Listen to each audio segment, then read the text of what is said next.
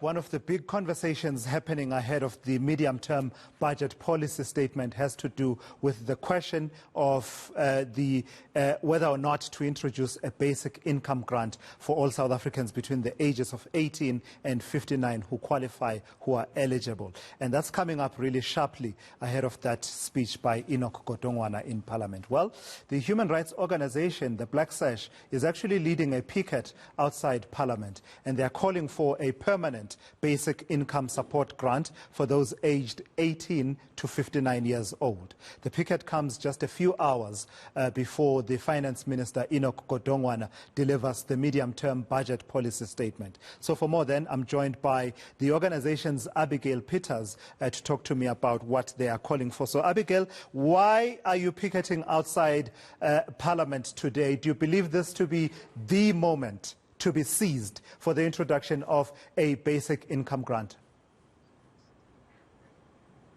Yes, thank you so much. I think it's so important. The Black Sash is out with our community partners this afternoon, and since this morning, we've really been out in full force and really hearing the cries of communities, and we're really saying that there should be an immediate increase in the COVID-19 SRD grant to be actually increased to the food poverty level of just 624. And there's a really desperate need for a basic income support. There's a gap of those who are 18 to 59 who do not fall under any kind of support, and they are really those who are in need at this time. And so they are the people who are not being seen to at the moment, who don't have an income, and that's what the SRD special COVID grant is being able to offer to them, to support them in that manner. So I think there'll be little debate about the need, the needs that people face, people who are unemployed and who live in poverty. I don't think there'll be much debate there, but I think where the debate arises is around the affordability and sustainability. I take it that you as Black Sash have crunched the numbers and you believe that the South African fiscus can carry this and carry it sustainably. Well, yes, I think what we're saying as the Black Sash is that particularly there might be kind of conversations around whether this can be done, whether it is feasible. But what we're saying is start somewhere. And what we have at the moment is the COVID SRD grant at 350 Rand. We're saying continue this beyond March 2022 and be able to have some form of income for those who really need it. Now, we are not saying have a grant and not jobs, or have jobs and not a grant.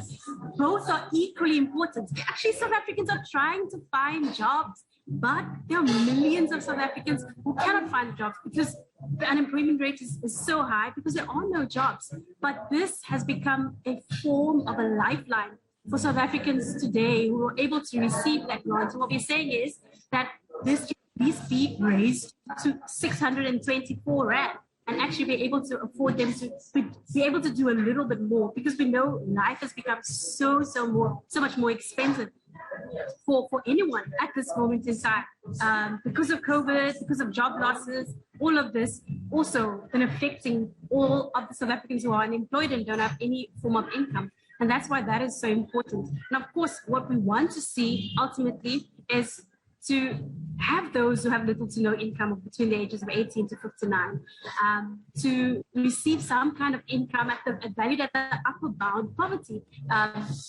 line, which is currently 1,335 Rand a month. And also for unemployed caregivers who receive child support grants to also be able to qualify for that. Right, Abigail Peters, because your audio, I understand you are outside Parliament at a cafe just around the corner.